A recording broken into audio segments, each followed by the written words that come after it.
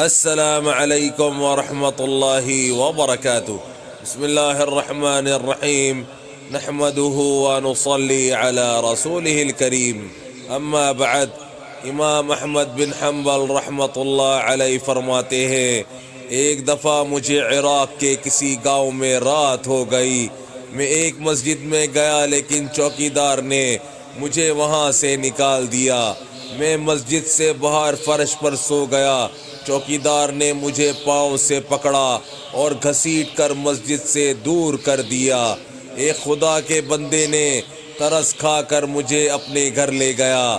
وہ شخص چلتے پھرتے، اٹھتے بیٹھتے ہر وقت استغفار پڑھتا تھا۔ صبح ہوئی تو میں نے اس شخص سے پوچھا کہ کیا آپ کو استغفار پڑھنے کا کوئی فائدہ بھی ہوا ہے؟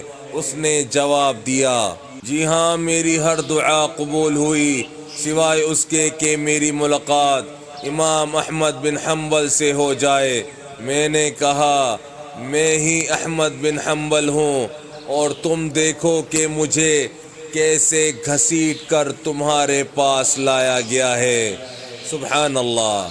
بس میرے بھائیوں دوستوں، جو آج ہم نے پڑھا ہے سنا ہے، اللہ پاک ہمیں اسے سمجھنے کی، عمل کرنے کی اور دوسروں تک پہنچانے کی توفیق عطا فرمائے، اور حضور صلی اللہ علیہ وآلہ وسلم کے مبارک طریقوں پر چلنے والا بنائے۔